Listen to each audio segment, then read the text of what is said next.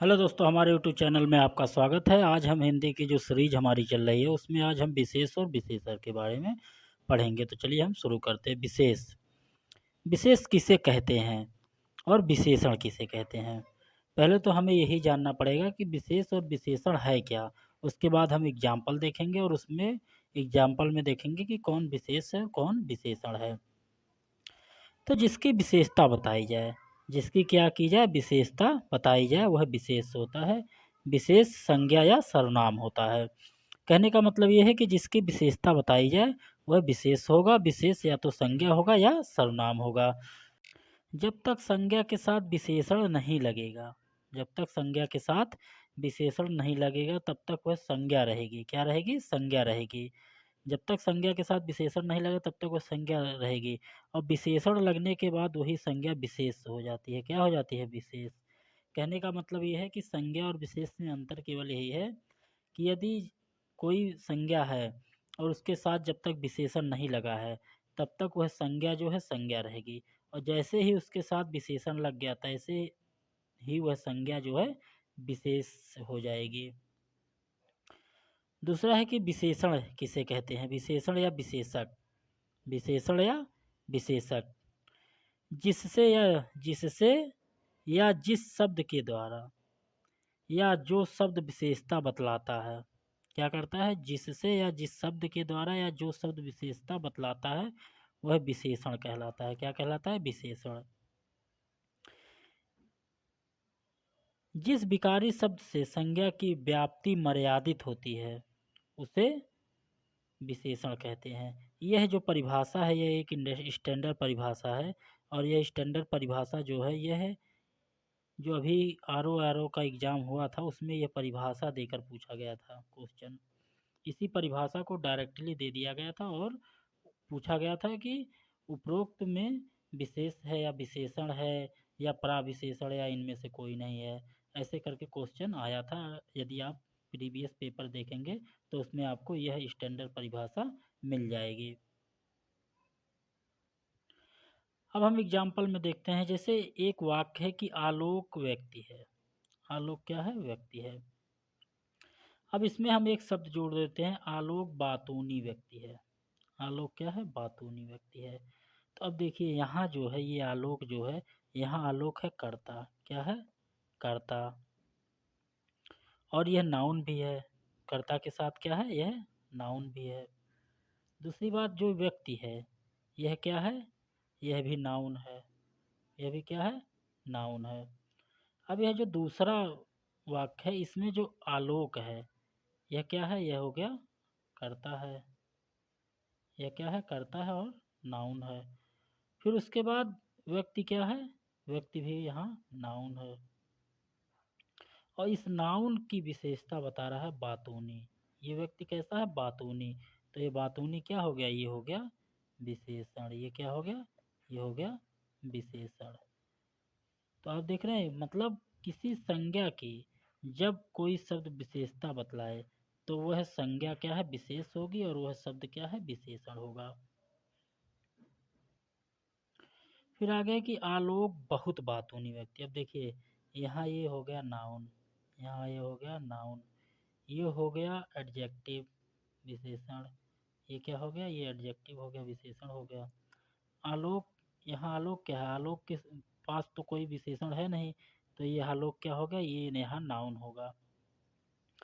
यहाँ भी ये नाउन है, आलोक यहाँ नाउन है, व्यक्ति भी नाउन है, लेकिन ये व्यक्ति क्या है? यह विशेष हो गया।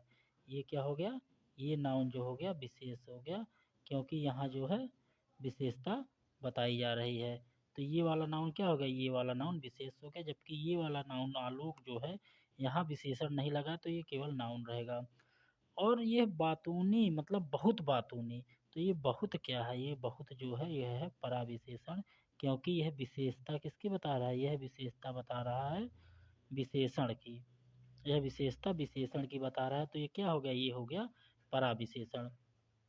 तो कहने का मतलब ये है कि जब किसी संज्ञा की कोई शब्द विशेषता बताए तो वह संज्ञा विशेष होगी और वह शब्द विशेषण होगा। और यदि विशेषण की कोई विशेषता बताए तो वह क्या होगा? वह होगा पराविशेषण। फिर आगे एक वाक्य है खीरा है। खीरा। फिर है कि खीरा कड़वा है। अब यहाँ देख रहे हैं ये कड़वा क्या है, ये खीरे की विशेषता है। तो ये क्या हो गया, ये हो गया विशेषण, ये हो गया एडजेक्टिव। और ये क्या है, ये कर्ता के साथ विशेष भी है, ये क्या है, ये विशेष हो गया, ये हो गया विशेष, ये क्या हो गया विशेष। फिर खीरा बहुत कड़वा है, तो ये कड़वा क्या है, ये एडजेक्टिव विशेषण हो गया। बहुत क्या हो गया, पराविशेषण हो गया। और खीरा क्या हो गया, विशेष हो गया। तो यहाँ इस प्रकार। फिर है जल लाओ, एक वाक्य है जल लाओ। यहाँ जल क्या है, यहाँ जल संज्ञा है और कर्ता भी है। यहाँ लाओ क्या है, क्रिया है, मतलब यहाँ कर्ता और क्रिया दो ही चीजें हैं। फिर ये है कि थोड़ा सा जल लाओ। अब जल कितना चाहिए, थोड़ा सा, मतलब ये थोड़ा क्या है, ये विशेषण है। और जल क्या हो गया, यहाँ ये विशेष हो गया, यहाँ जल ये विशेष हो गया। और लाओ क्या हो गई, क्रिया हो गई।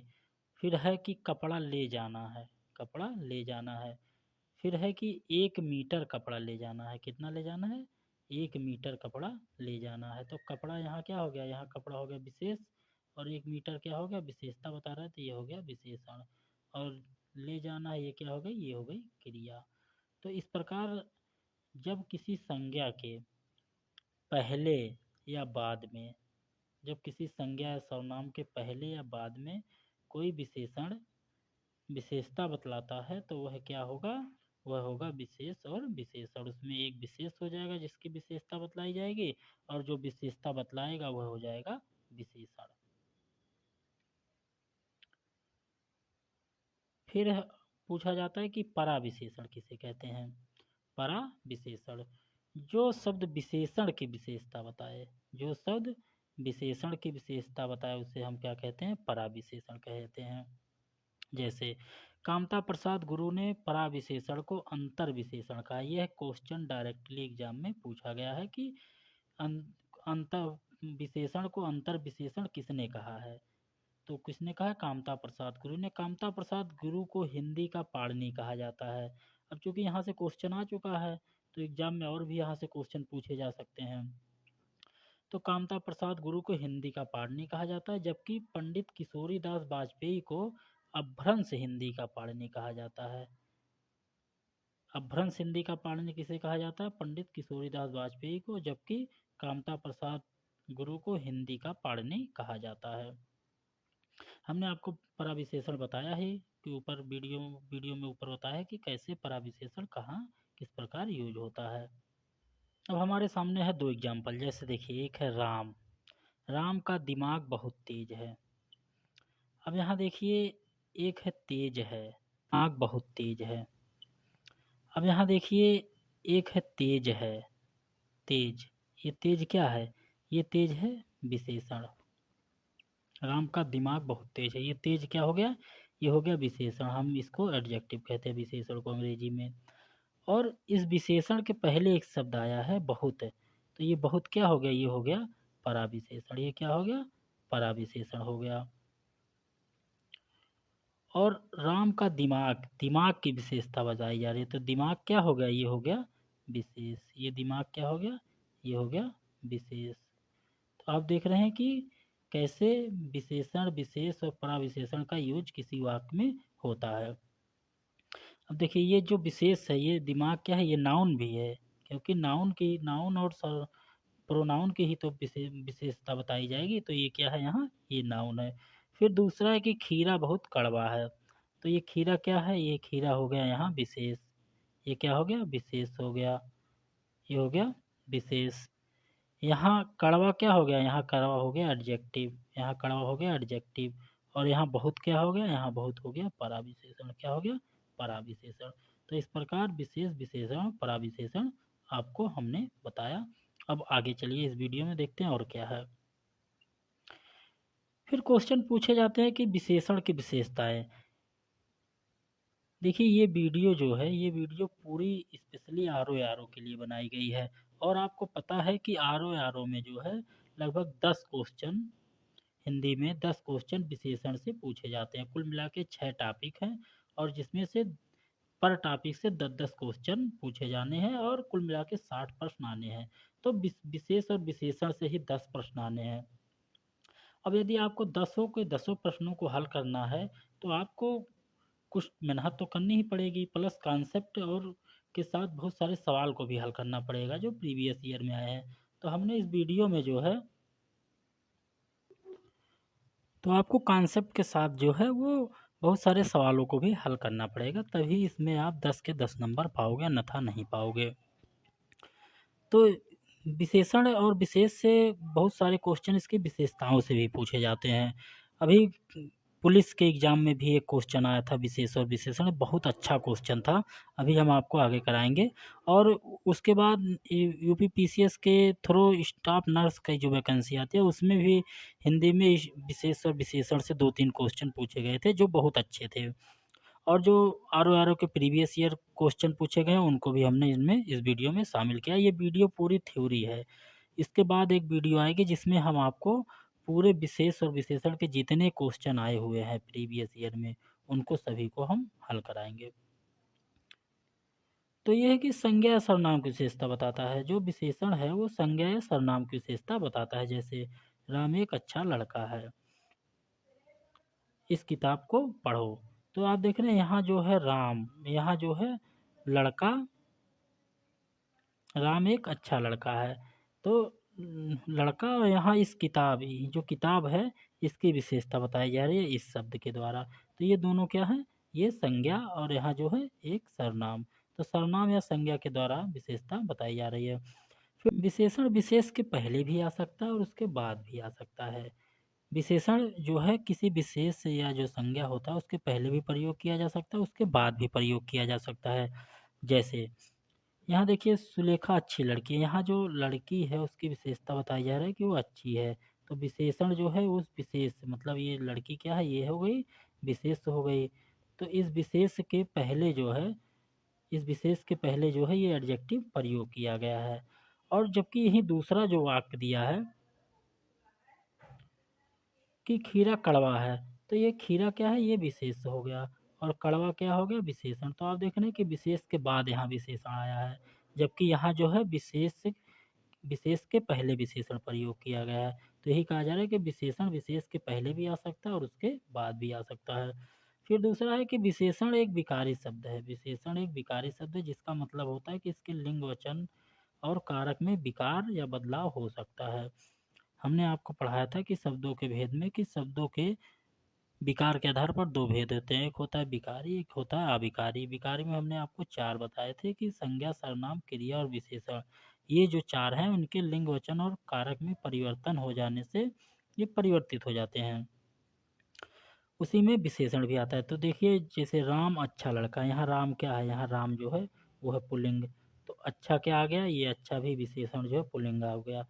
सुलेखा अच्छी लड़की, यहाँ सुलेखा क्या है, स्त्रीलिंग। तो विशेषण भी क्या हो गया, स्त्रीलिंग हो गया। तो आप देख रहे हैं कि विशेषण जो है विशेष के हिसाब से बदल जा रहा है। जैसे विशेष उसी तरीके का विशेषण। तो वही कहा जा रहा है कि विशेषण विकारी शब्द है जिसका मतलब होता है इसके लिंग वचन काल कारक में परिवर्तन हो सकता है। एक वाक्य में एक विशेष के लिए कई विशेषण का प्रयोग हो सकता है। एक विशेष के लिए कई विशेषण प्रयोग हो सकते हैं। जैसे हमारा स्कूल सुंदर है, हमारा स्कूल सुंदर है। अब आप देख रहे हैं ये जो स्कूल है ये हो गया विशेष, ये क्या हो गया, ये हो गया विशेष, ये विशेष हो गया। अब इस विशेष के लिए दो विशेषणों का प्रयोग किया गया। तो एक तो हो गया हमारा, हमारा स्कूल, और दूसरा हो गया सुंदर। तो यहाँ आप देख रहे हैं ये दो, ये जो है सार्वनामिक विशेषण और ये जो है विशेषण है, गुणवाचक विशेषण। तो दो विशेषणों का प्रयोग एक विशेष के लिए किया गया है। तो ये कहा गया एक वाक्य में एक विशेष के लिए कई विशेषण का प्रयोग हो सकता है। फिर है कि एक वाक्य में एक विशेषण के लिए कई विशेष का प्रयोग हो सकता है। ऊपर है कि एक विशेष के लिए कई विशेषण आ सकते हैं और नीचे है कि एक विशेषण के लिए कई विशेष का प्रयोग हो सकता है। जैसे राम और श्याम हैं, अच्छे हैं या अच्छे लड़के हैं। राम और श्याम अच्छे हैं। अब देखिए ये अच्छे जो है ये हो गया विशेषण, ये एडजेक्टिव हो गया। और जबकि यहाँ राम और श्याम ये दोनों क्या हो गए, ये दोनों विशेष हो गए। तो आप देख रहे हैं कि एक विशेषण के लिए दो विशेष का प्रयोग किया गया है। तो इसी प्रकार मतलब एक विशेषण के लिए दो विशेष का प्रयोग हो सकता है वाक्य में। फिर है कि जो शब्द संज्ञा या सर्वनाम की विशेषता बताए उसे विशेषण कहा जाता है। जो शब्द, संज्ञा या सर्वनाम की विशेषता बताए उसे हम विशेषण कहते हैं। हमने ऊपर आपको परिभाषा में बताया है। फिर है कि जो शब्द विशेषण की विशेषता बताए उसे पराविशेषण कहते हैं। हमने पराविशेषण को भी आपको बताया कि जैसे पीला रंग बहुत अच्छा होता है, तो ये जो अच्छा है विशेषण है, ये जो बहुत है ये पराविशेषण है यहाँ। फिर हमने बताया कि जो शब्द क्रिया की विशेषता बताए, मतलब जो शब्द क्रिया की विशेषता बताए उसे क्रिया विशेषण कहा जाता है। क्रिया विशेषण किसे कहते हैं? जो क्रिया की विशेषता बताता है। जैसे राम बहुत तेज दौड़ता है, ये दौड़ता क्या है? ये हो गई क्रिया, ये वर्ब हो गई, ये हो गई वर्ब। और यहाँ तेज क्या है? यहाँ तेज इस क्रिया के पहले प्रयोग होकर इसकी विशेषता बता रहा है, तो ये तेज क्या है? ये क्रिया विशेषण है। तो जो शब्द क्रिया की विशेषता बताए उसे हम क्रिया विशेषण कहते हैं।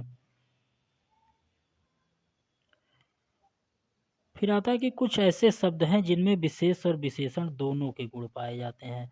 मतलब एक ही शब्द जो है विशेष के तौर पे भी यूज किया जा सकता है और विशेषण के तौर पर भी प्रयोग किया जा सकता है। जैसे एक शब्द एग्जाम में बहुत बार बार पूछा गया, पांडु।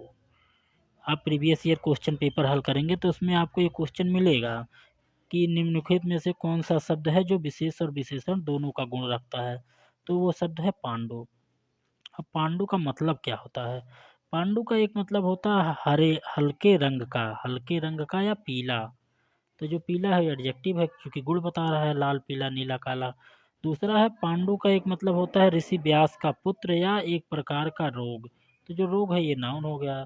तो आप देख रहे हैं कि एक ही शब्द में दोनों के गुण हैं, एडजेक्टिव भी है और नाउन का भी है। तो ये एक विशेष का गुण रख रहा है और एक विशेषण का।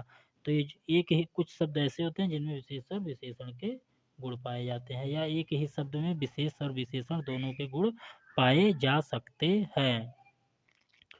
फिर आगे है कि कुछ शब्द देखने में विशेषण लगते हैं लेकिन होते संज्ञा हैं, क्योंकि यह एक प्रकार का नाम है। जैसे जैसे काला सागर, काला सागर।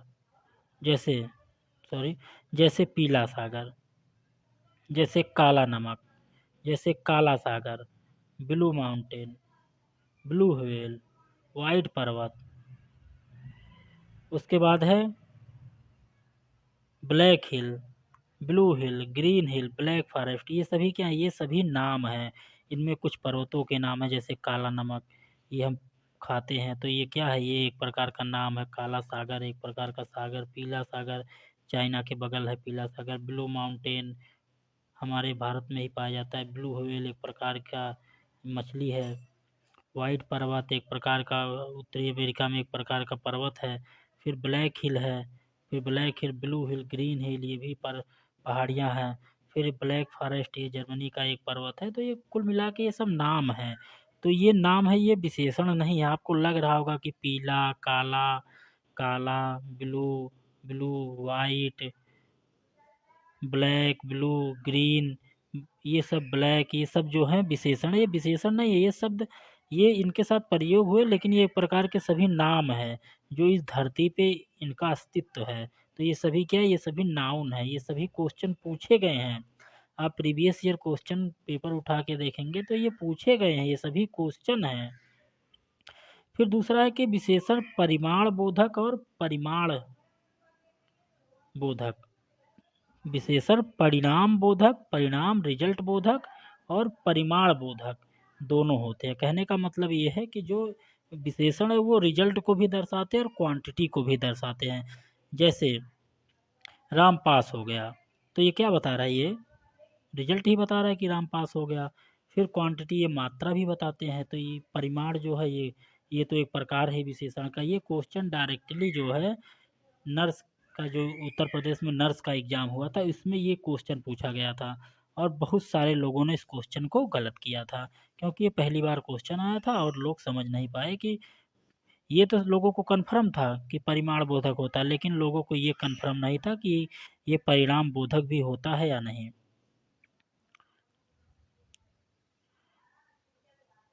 फिर देखिए अगला है कि विशेषण जब विशेषण के भाव में प्रयोग होगा तभी विशेषण माना जाएगा, अन्यथा नहीं।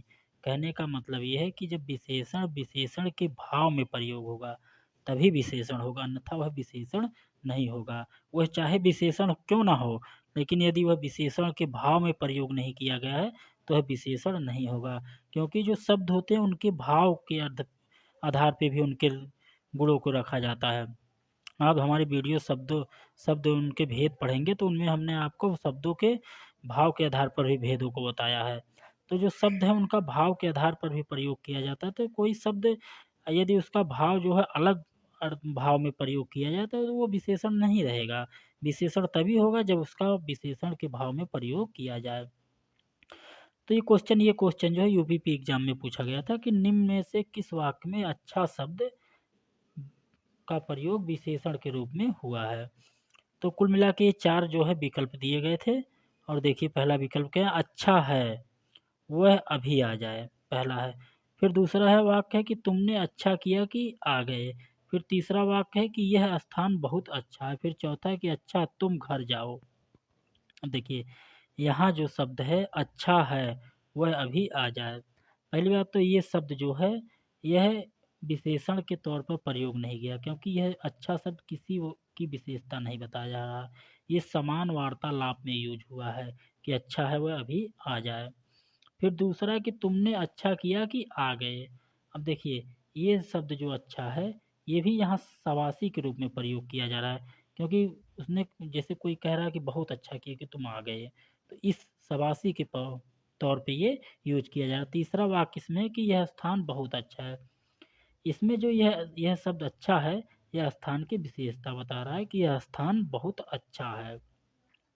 और यह बहुत जो है यहाँ पराविशेषण या अच्छा क्या है यहाँ विशेषण हो गया, यह स्थान क्या हो गया, यह हो गया विशेष। तो इस वाक्य में जो है ये विशेषण के तौर पर प्रयोग हुआ है।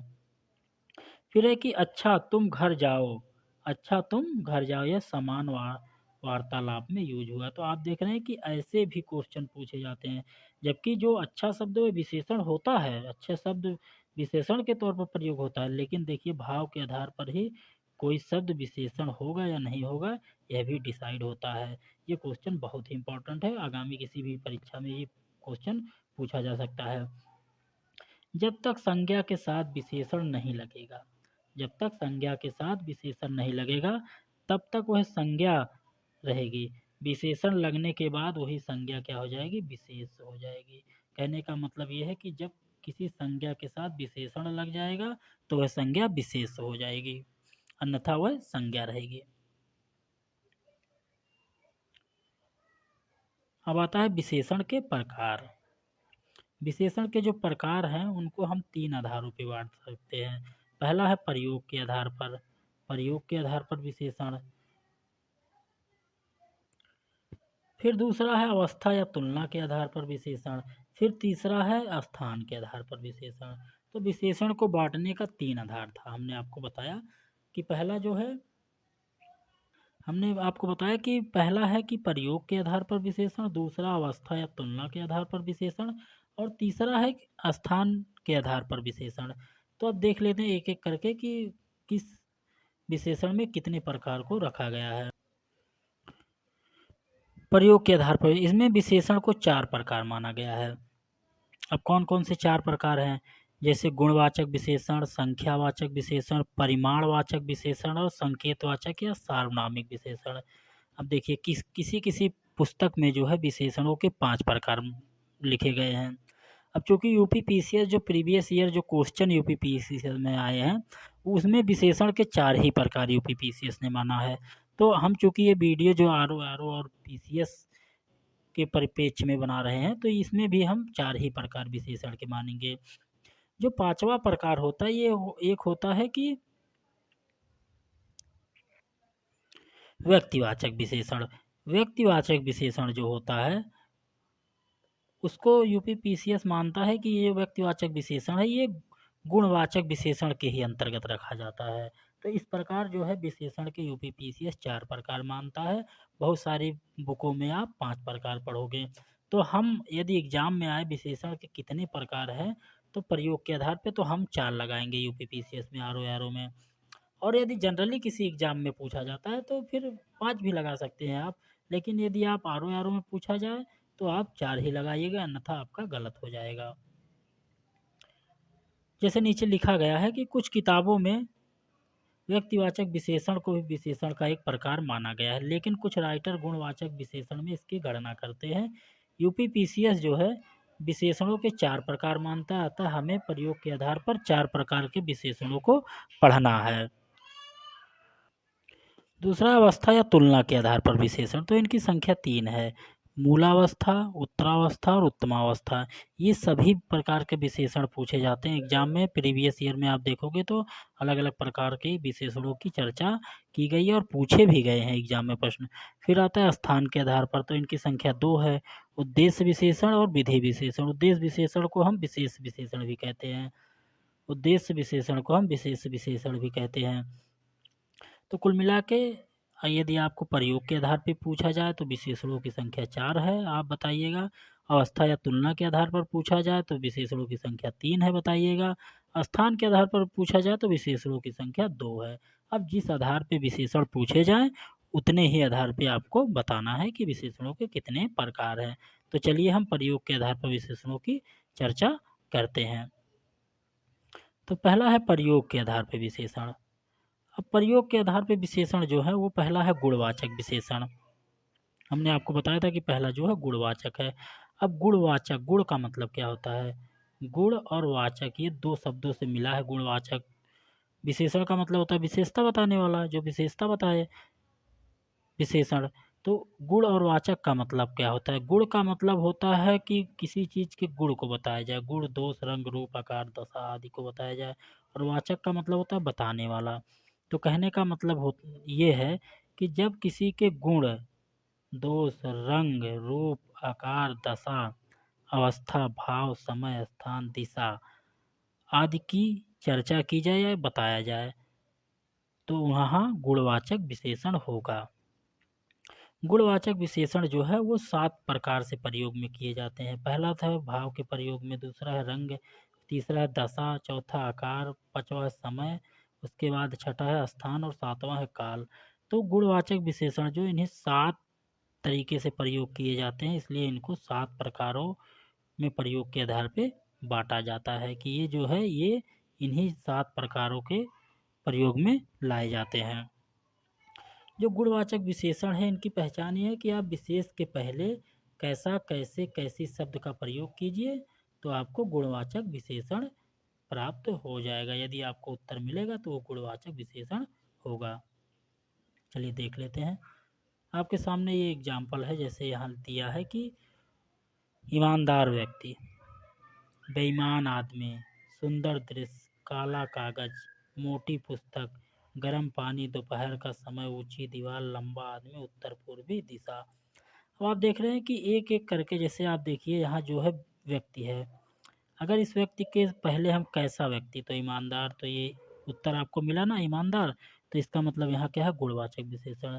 बेईमान व्यक्ति, कैसा आदमी, बेईमान आदमी, कैसा दृश्य, सुंदर दृश्य, फिर कैसा कागज, काला कागज, कैसी पुस्तक, मोटी पुस्तक, कैसा पानी, गर्म पानी, कैसा समय, दोपहर का समय, कैसी दीवार, ऊंची दीवार, कैसा आदमी, लंबा आदमी, कौन सी दिशा या कैसी दिशा, उत्तर पूर्वी। तो आप देख रहे हैं ये सभी विशेषण हैं, उत्तर पूर्वी, लंबा, ऊंची, दोपहर, गर्म और मोटी, काला, सुंदर, बेईमान, ईमानदार, ये सब क्या, ये विशेषण है। और उनके साथ जो शब्द आए हैं वो क्या है? वो है विशेष। तो कहने का मतलब ये है कि गुणवाचक विशेषण जो है वो किसी चीज़ का गुण को ही दर्शाएंगे, और वो किसी चीज़ के गुण, दोष, रंग, रूप, दशा, भाव, समय, इन्हीं सब चीज़ों की चर्चा की जाएगी गुणवाचक विशेषण में। और इसी गुणवाचक विशेषण में व्यक्तिवाचक विशेषण को भी रखा जाता है। तो जो व्यक्तिवाचक विशेषण वो भी गुणवाचक विशेषण के ही अंतर्गत आएगा। अभी आगे व्यक्तिवाचक विशेषण को हम पढ़ेंगे। फिर हम आगे देखते हैं संख्यावाचक विशेषण। संख्यावाचक विशेषण 2 शब्दों संख्या प्लस वाचक से बना है। संख्या का मतलब होता है कि जो विशेषण संख्या का बोध कराएं। मतलब ये है कि संख्यावाचक विशेषण का मतलब होता है कि जो विशेषण संख्या का बोध कराएं। संख्या का मतलब संख्या होता है, वाचक का मतलब बताने वाला या बोध कराने वाला। तो कहने का मतलब ये है कि जो विशेषण संख्या का बोध कराए वो संख्यावाचक विशेषण। अब जो संख्याएं वो 2 तरीके से हो सकती है, या तो संख्याएं निश्चित हों, पूर्णांक में हो, या तो संख्या निश्चित हो। तो यह जो संख्यावाचक विशेषण है 2 प्रकार का होता है।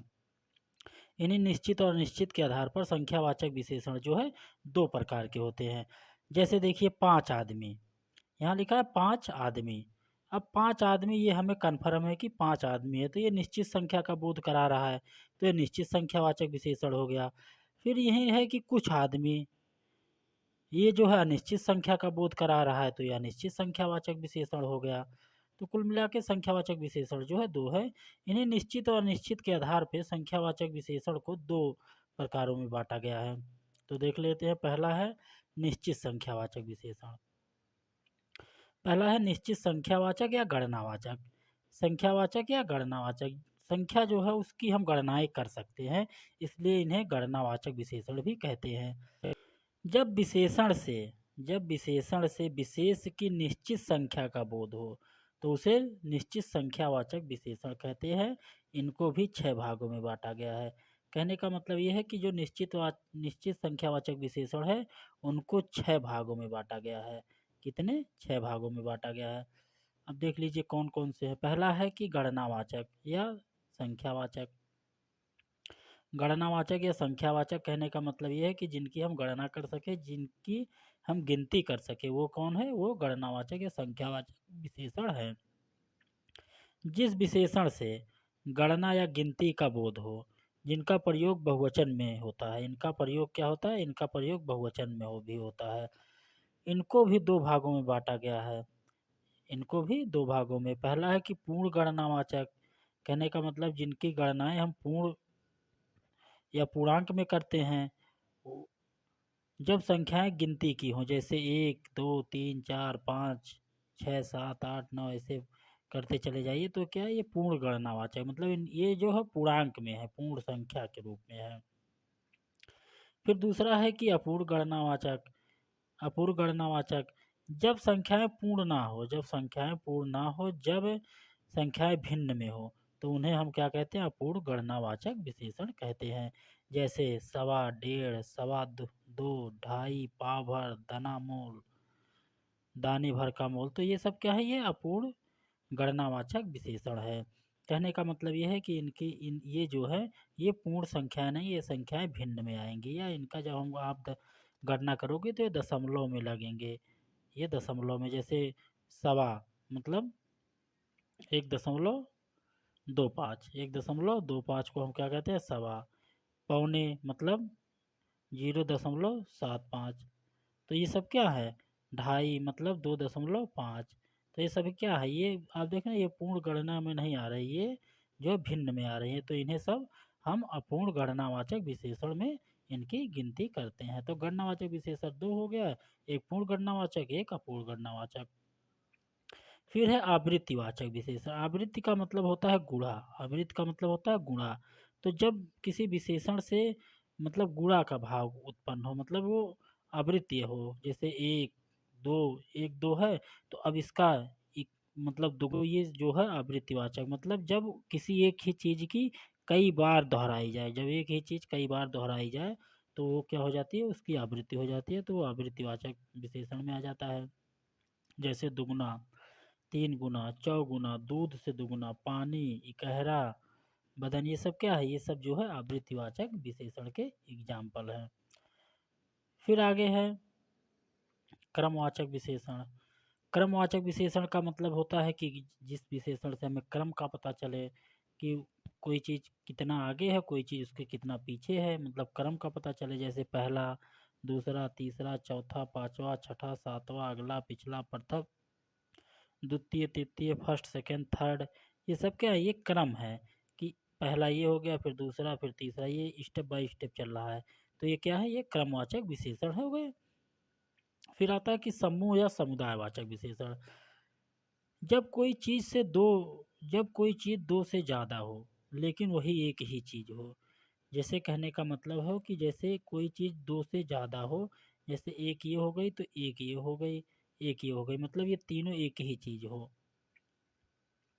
जैसे मान लीजिए कि घर है, तो एक घर ये हो गया, एक घर ये हो गया, एक घर ये हो गया, एक घर ये हो गया, ये सभी क्या? ये घर है, तो ये एक ही चीज़ है, तो ये इन्हें जो हमें क्या कहेंगे? समूह या समुदायवाचक विशेषण। जैसे दोनों, तीनों, दोनों, तीनों, दोनों भाई तीनों घर सातों मकान। ये सभी क्या है, ये समूह में है। जैसे कोई दो चीज़ है, दोनों, तीनों, अब दूसरा तीसरा ये क्रम हो जाएगा, दूसरा तीसरा, और दोनों जो है दो जोड़े में आ गए, तीन क्या हो गए, ये भी जोड़े में आ गए, तो ये क्या हो गए, ये समूह या समुदायवाचक विशेषण हो गए। फिर आता है कि प्रत्येक बोधक या प्रत्येक वाचक सर्वनाम। इसमें अनेक संख्या में से प्रत्येक का बोध हो। जब अनेक संख्या में से प्रत्येक का बोध हो तो वहाँ प्रत्येकवाचक विशेषण कहते हैं। जैसे प्रत्येक व्यक्ति, हर एक नेता, हर दिन, हर समय, सौ सौ लोग। तो आप देख रहे हैं प्रत्येक व्यक्ति मतलब बहुत सारे व्यक्तियों में एक एक व्यक्ति, हर एक नेता मतलब सभी प्रत्येक नेता, हर एक दिन, हर समय, सौ सौ लोग, ये सभी क्या है, ये प्रत्येकवाचक विशेषण है। फिर आता है कि समुच्चयवाचक विशेषण। जहाँ समुच्चय या सेट का बोध हो वहाँ समुच्चयवाचक विशेषण होगा। कहने का मतलब है ये है कि जब चीज़ें जोड़ी में मिले तो उन्हें हम समुच्चय बोधक विशेषण कहते हैं। जैसे एक जोड़ी, दर्जन, सतसई, 700, बत्तीसी, 32 का जोड़ा, शताब्दी, 100 का जोड़ा, पचासा, 50 का जोड़ा, दर्जन, 12 का जोड़ा। तो ये क्या है, जोड़ा। कहने का मतलब ये सेट का मतलब होता है जोड़ा। जब चीज़ें जोड़े में मिले तो इसे हम क्या कहते हैं कि समुच्चयवाचक विशेषण। फिर अगला है अनिश्चित संख्यावाचक या अनिश्चित गणनावाचक विशेषण।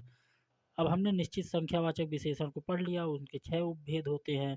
फिर हमने निश्चित संख्यावाचक विशेषण को पढ़ लिया, उसमें 6 उपभेद होते हैं। अब ये है अनिश्चित संख्यावाचक विशेषण। अनिश्चित संख्यावाचक विशेषण किसे कहते हैं? जब विशेषण से विशेष के अनिश्चित संख्या का बोध हो, मतलब विशेष का पता ना चले कि विशेष कितने हैं, उसका कोई जानकारी ना मिले तो वो अनिश्चित संख्यावाचक विशेषण होगा। जैसे कुछ, कई, काफ़ी, 5-6 आदमी, थोड़ा, थोड़ी, बहुत, ज़्यादा, 7-8 चोर। अब ये क्या है, 7-8 चोर, पता नहीं 7 थे कि 8 थे, निश्चित नहीं है। 5-6 आदमी, 5 थे कि 6 थे, ये भी निश्चित नहीं है। तो ये सभी क्या है, अनिश्चित संख्यावाचक विशेषण हैं। फिर आता है परिमाणवाचक विशेषण। परिमाण का मतलब होता है क्वांटिटी, क्वांटिटी का मतलब होता है मात्रा, और जो मात्रा होती है इसका हम माप, तौल, वजन करते हैं, इसकी हम गणना नहीं कर पाएंगे। जैसे मान लीजिए दूध है, अब दूध को आप गणना करेंगे, गिनेंगे बैठ के कितना दूध है, नहीं, इसका हम माप करेंगे, इसका हम तौल कर सकते हैं। तो कुल मिला के जिन चीज़ों को हम गणना नहीं कर सकते वो परिमाणवाचक विशेषण के अंतर्गत आते हैं। जैसे देख लीजिए, जिन विशेषण शब्दों से किसी वस्तु की माप,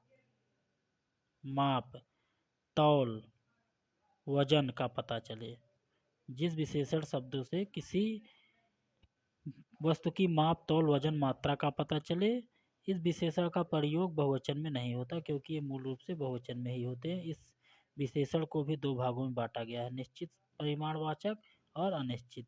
अगर परिमाण का निश्चित पता चल रहा है तो निश्चित परिमाणवाचक हो जाएगा, और अगर परिमाण का अनिश्चित पता चल रहा है तो अनिश्चित परिमाणवाचक विशेषण हो जाएगा।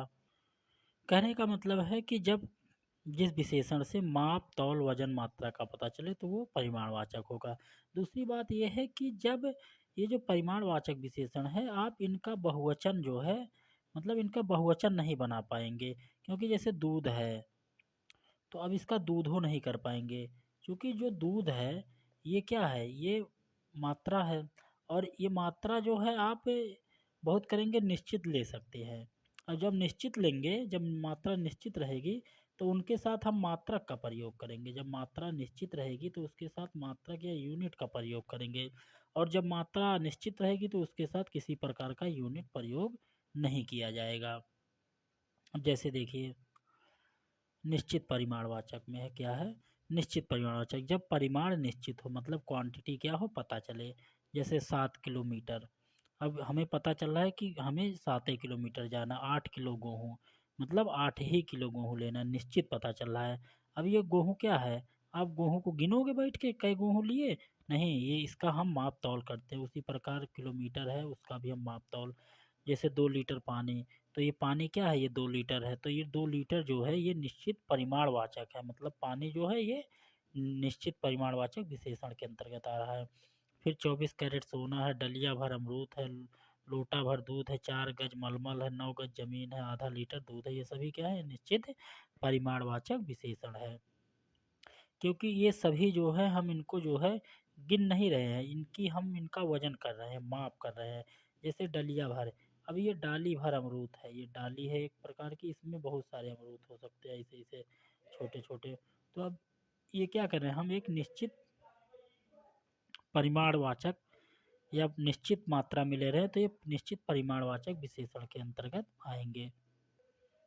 फिर अनिश्चित परिमाणवाचक विशेषण, जब परिमाण अनिश्चित हो, जब परिमाण निश्चित ना हो, मतलब जब परिमाण क्या हो, क्वांटिटी का पता ना चले कि मात्रा है कितनी, जब हमें मात्रा का पता ना चले, जैसे थोड़ा जल, अब ये जल कितना लेना ये नहीं पता है, इतना चीनी, कितना चीनी ये भी नहीं, इतना दूध, बहुत पानी, थोड़ा कपड़ा, तो ये सब क्या है, ये हमें ये पता नहीं चल रहा कि हमें कितना चाहिए।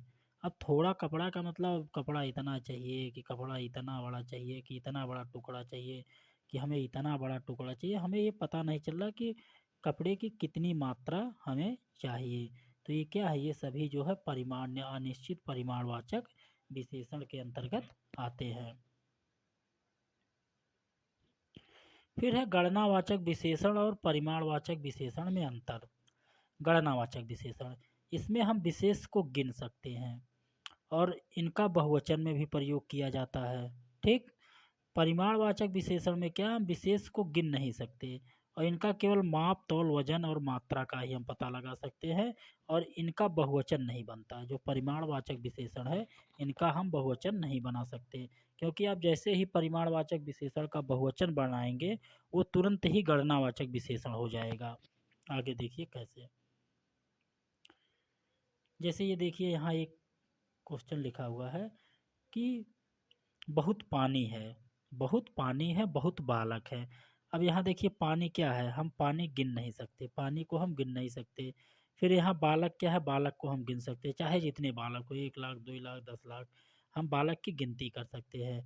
फिर यहाँ बहुत शब्द क्या है, अनिश्चितता का बोध करा रहा है, यहाँ भी अनिश्चितता का बोध बहुत शब्द करा रहा है। तो देखिए यहाँ हम गिन नहीं सकते, तो ये परिमाणवाचक विशेषण के अंतर्गत आ जाएगा, और बहुत शब्द लगा है तो अनिश्चित परिमाणवाचक के अंतर्गत आएगा।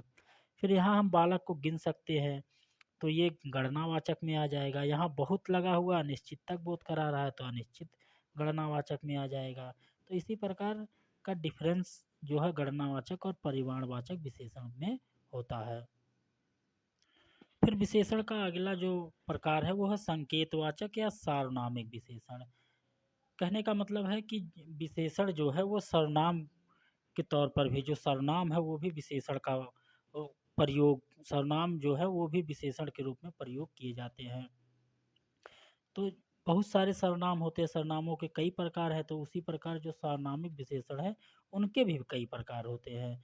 जो सर्वनाम, जब सर्वनाम किसी संज्ञा, ये नाउन है और यहाँ मान लीजिए ये प्रोनाउन, यहाँ मतलब जब नाउन के पहले कोई सर्वनाम प्रयोग किया जाए और वह सर्वनाम संज्ञा की विशेषता बताने लगे तो वो सार्वनामिक विशेषण होगा, वो सर्वनाम नहीं रह जाएगा। लेकिन यदि इस नाउन के बीच में यहाँ कोई और दूसरा शब्द आ जाए और वह नाउन ना हो तो ये क्या रहेगा, फिर ये प्रोनाउन रहेगा, ये सार्वनामिक विशेषण नहीं होगा। देखिए, जब कोई सर्वनाम ठीक संज्ञा के पहले प्रयोग हो तथा संज्ञा की विशेषता बताने लगे तो उसे क्या कहते हैं, उसे सार्वनामिक विशेषण कहते हैं। सार्वनामिक विशेषण कहते हैं, सार्वनामिक विशेषण में सर्वनाम ठीक संज्ञा के पहले ही प्रयोग होना चाहिए, यदि प्रयोग नहीं होगा तो वह सार्वनामिक विशेषण नहीं होगा। कहने का मतलब ये है कि जो सर्वनाम है वो ठीक संज्ञा के पहले आना चाहिए और यदि वह संज्ञा के ठीक पहले नहीं आता तो वह सार्वनामिक विशेषण नहीं होगा। मान लीजिए ये कोई संज्ञा है और ये कोई सर्वनाम है और ये मान लीजिए ये सर्वनाम इस संज्ञा के पहले आ रहा है, तब तो ये सार्वनामिक विशेषण होगा, तब ये क्या है, ये सार्वनामिक विशेषण होगा। लेकिन यदि इसके बीच में कोई और दूसरा शब्द आ जा रहा है तो ये सार्वनामिक विशेषण नहीं होगा, क्योंकि इसके बीच में कोई दूसरा शब्द हो गया। ये सर्वनाम है और इसके बीच में कोई दूसरा शब्द आ गया, मान लीजिए कोई दूसरी संज्ञा आ गई, तो ये सार्वनामिक विशेषण नहीं होगा। देखिए कैसे,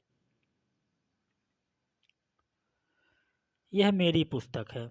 अब यहाँ हमको इन दोनों वाक्यों में यह शब्द जो है विशेषण के तौर पे देखना है कि इनमें दोनों में कौन, किस वाक्य में यह शब्द विशेषण के तौर पे प्रयोग हुआ है। जैसे यह मेरी पुस्तक, अब देखिए पुस्तक क्या है, ये संज्ञा है, उसके ठीक पहले यह शब्द आया है, तो यहाँ यह क्या हो गया, यहाँ यह हो गया सार्वनामिक विशेषण।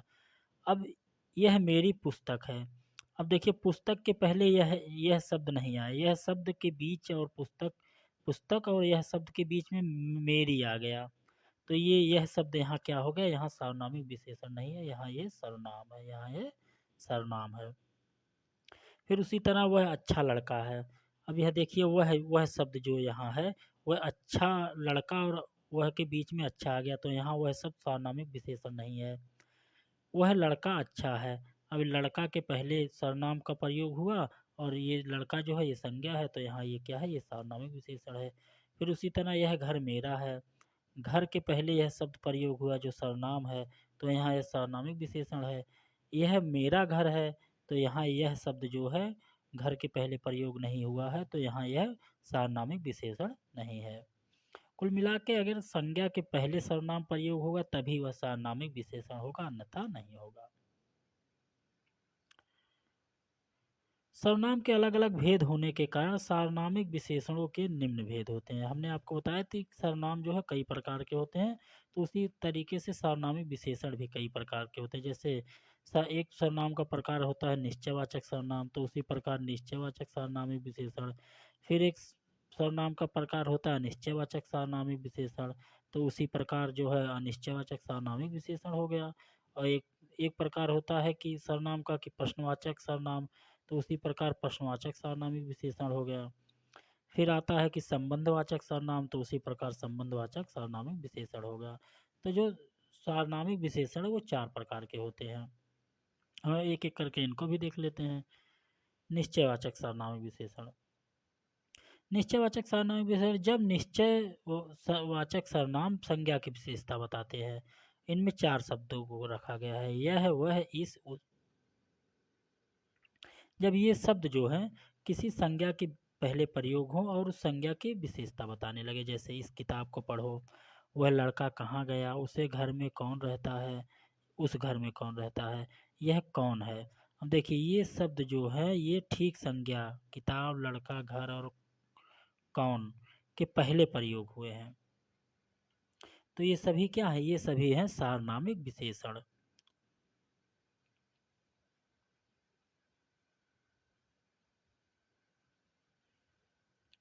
फिर अनिश्चयवाचक सार्वनामिक विशेषण, जब अनिश्चयवाचक सर्वनाम की विशेषता बताई जाए, जब अनिश्चयवाचक सर्वनाम संज्ञा की विशेषता बताते हैं।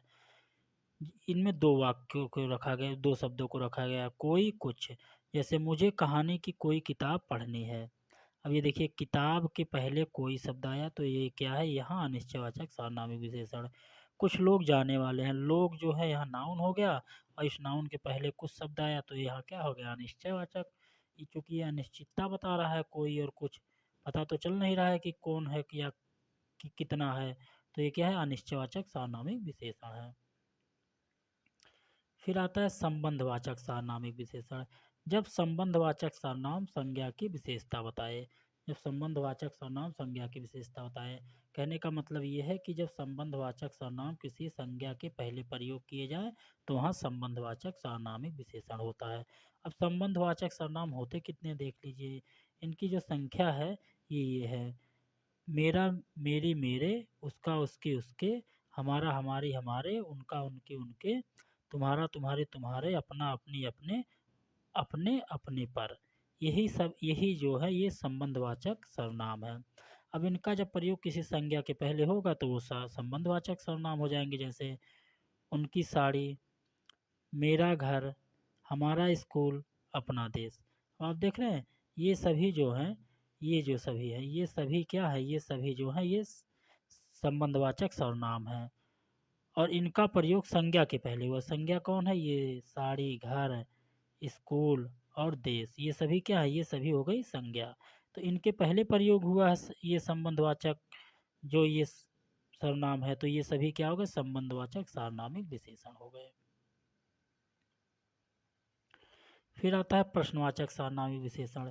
जब किसी संज्ञा के पहले, किसी नाउन के पहले किसी प्रश्नवाचक शब्द को रख दिया जाता है तो वह जो है प्रश्नवाचक सार्वनामिक विशेषण हो जाता है। जैसे जब प्रश्नवाचक सर्वनाम संज्ञा की विशेषता बताएं। प्रश्नवाचक सर्वनाम कौन कौन से, यह है कौन, कौन सा, किस, किसका। हम देखिए बाजार, लोग, आदमी और मकान, ये सभी क्या, ये सभी हो गए संज्ञा, ये सभी संज्ञा हो गए। क्या, कौन, किस और कौन सा, ये सभी क्या है, ये प्रश्नवाचक शब्द हैं। आप देख रहे हैं संज्ञा के पहले प्रश्नवाचक शब्द आ गए तो ये क्या हो गए, ये प्रश्नवाचक सार्वनामिक विशेषण हो गए। फिर है व्यक्तिवाचक। हमने आपको बताया था कि यूपीपीसीएस जो है व्यक्तिवाचक विशेषण को गुणवाचक विशेषण के अंतर्गत रखकर विशेषण के 4 ही प्रकार मानता है। लेकिन किसी किसी किताबों में व्यक्तिवाचक विशेषण का भी वर्णन है, तो हमको इसको भी थोड़ा पढ़ लेना चाहिए, हो सकता है एग्जाम में इससे क्वेश्चन पूछ ही लिया जाए। जब संज्ञा शब्द के साथ कोई प्रत्यय जोड़ दिया जाए एवं बनने वाला शब्द संज्ञा की विशेषता बताए। कहने का मतलब है कि जब संज्ञा शब्द के साथ कोई प्रत्यय जोड़ दिया जाए और बनने वाला शब्द संज्ञा की विशेषता बताए तो उसे हम व्यक्तिवाचक विशेषण कहते हैं। जैसे राजस्थान, अब राजस्थान, जयपुर, भारत, धर्म, समाज और कश्मीर, ये सभी क्या है, ये संज्ञा है, ये सभी क्या है, ये संज्ञा है। और इनके साथ हमने प्रत्यय जोड़ दिया ई, या, इक, इक, ई, तो ये सभी क्या है, ये प्रत्यय हैं। अब ये सभी प्रत्यय जोड़ देने के बाद ये सभी क्या है कि संज्ञा राजस्थान की विशेषता बताने लगे। राजस्थानी, जयपुरी, भारतीय, धार्मिक, सामाजिक, कश्मीरी, ये सभी क्या है, ये सभी शब्द जो हैं इसी संज्ञा की विशेषता बताने लगे तो ये क्या हो गए, व्यक्तिवाचक विशेषण हो गए। फिर जो विशेषण का जो दूसरा आधार है बांटने का वो है कि विशेषण की अवस्था या तुलना के आधार पर विशेषण के भेद। हमने आपको बताया था कि विशेषण की व्यवस्था या तुलना, डिग्री ऑफ एडजेक्टिव के आधार पर जो विशेषण वो 3 प्रकार के होते हैं। एक होती है मूलावस्था या मूल अवस्था, दूसरा होती है उत्तरावस्था, तीसरी होती है उत्तमावस्था। तो पहले पढ़ लेते हैं कि मूलावस्था क्या है। जब विशेषण अपने समान या साधारण रूप में प्रयोग आता है तो उसे हम मूलावस्था कहते हैं। इनमें निम्न चीज़ें पाई जाती हैं, देखिए क्या है, उसकी संज्ञा सर्वनाम से तुलना ना की जाए। इसका जो विशेषता है कि उसकी संज्ञा या सर्वनाम से तुलना ना की जाए, क्योंकि आप जब संज्ञा या सर्वनाम से तुलना कर देंगे तो वह जो है उत्तरावस्था में चला जाएगा। फिर दूसरा है कि विशेषण मूल रूप में हो, उसमें किसी प्रकार का उपसर्ग या प्रत्यय ना लगा हो। फिर तीसरा है कि इन वाक्यों में तुलनाबोधक शब्दों का प्रयोग ना, क्योंकि जैसे ही आप तुलनाबोधक शब्दों का प्रयोग करेंगे तो वह विशेषण उत्तरावस्था में चला जाएगा। देखिए जैसे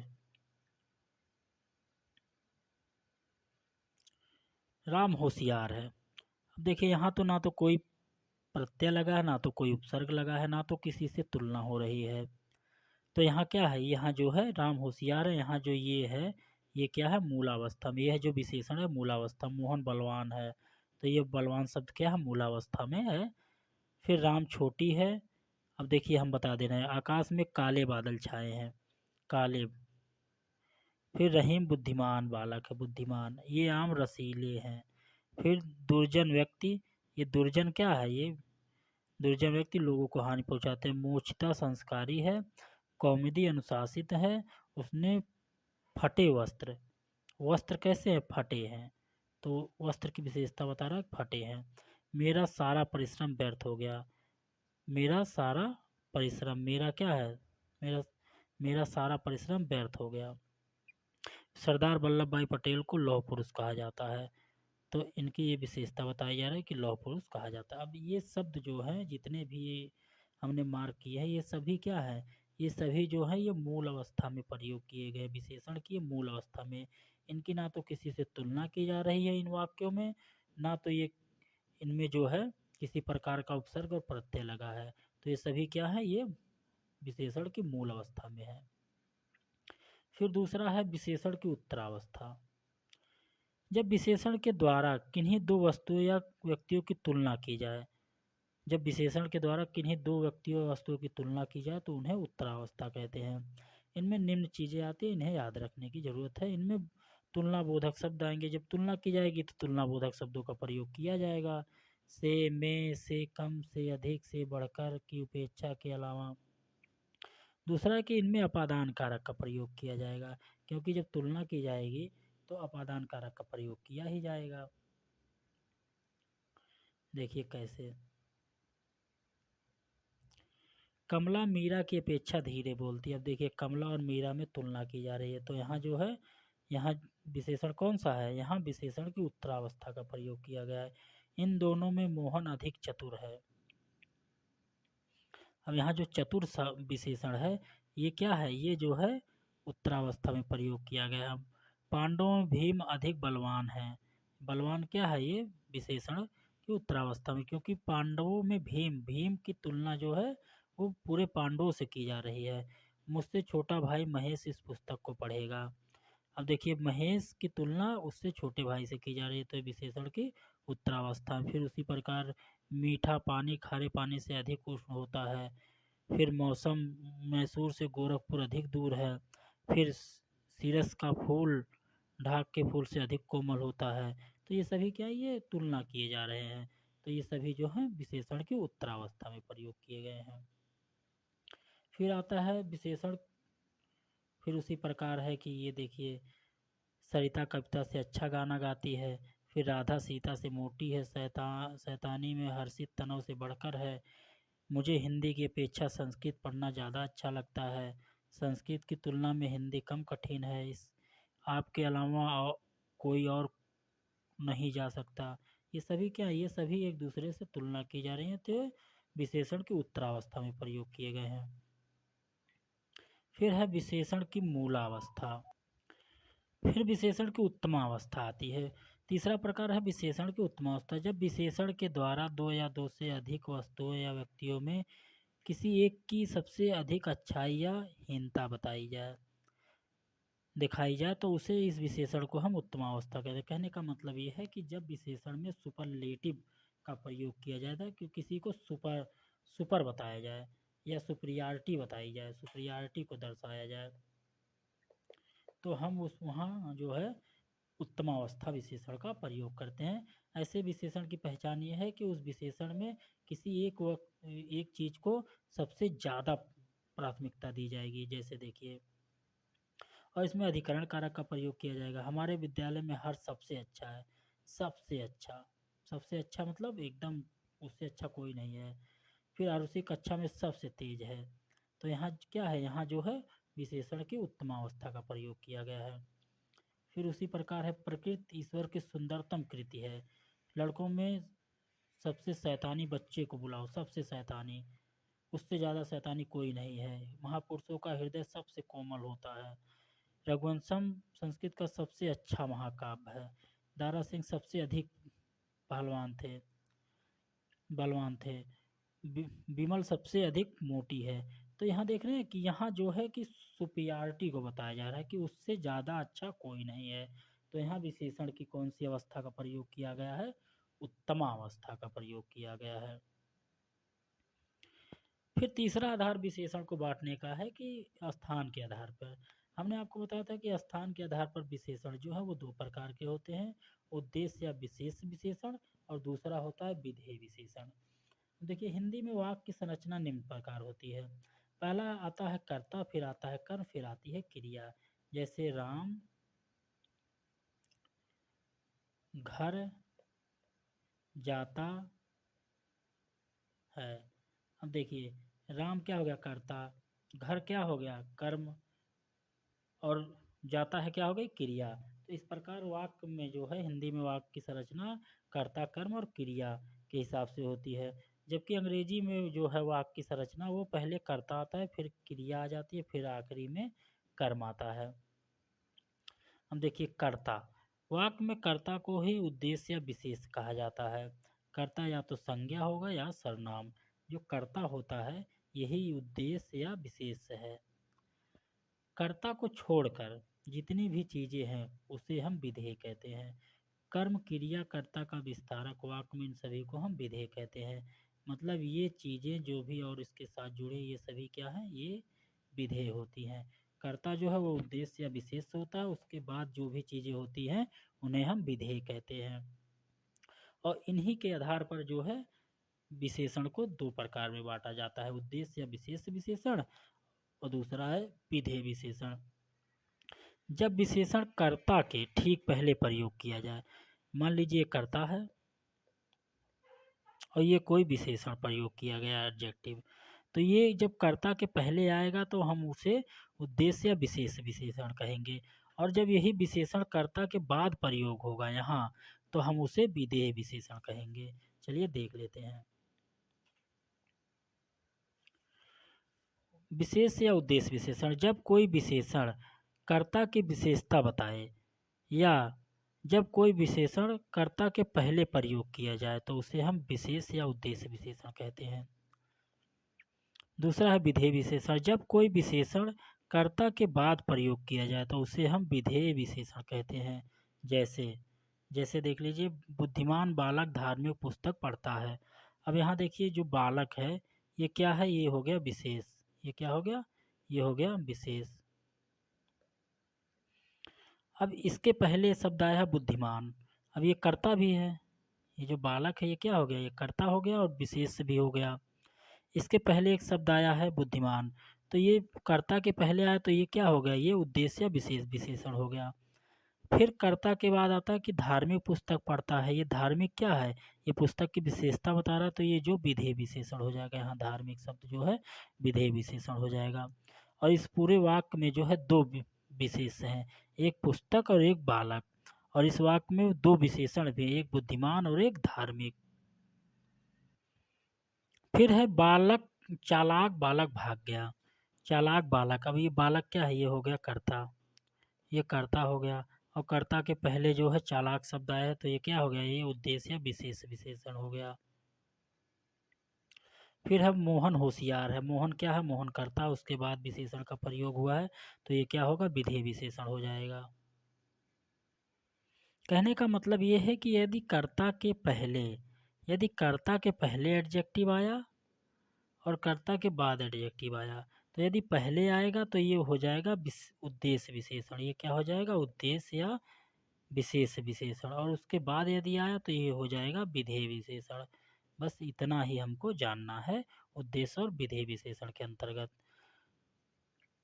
तो चलिए दोस्तों, ये विशेषण की जो है थ्योरी की क्लास आज ख़त्म हो गई। अब नेक्स्ट जो वीडियो हमारी आएगी वो आएगी विशेषण, जो प्रीवियस ईयर आर के क्वेश्चन पेपर में जितने भी क्वेश्चन आए हैं, प्रीवियस ईयर पेपर में जितने भी क्वेश्चन आए हैं उनको हम हल करके लाएंगे। आप हमारे चैनल को जो है शेयर कर दीजिए और चैनल को सब्सक्राइब कर लीजिए तथा वीडियो को लाइक भी कर दीजिए। धन्यवाद।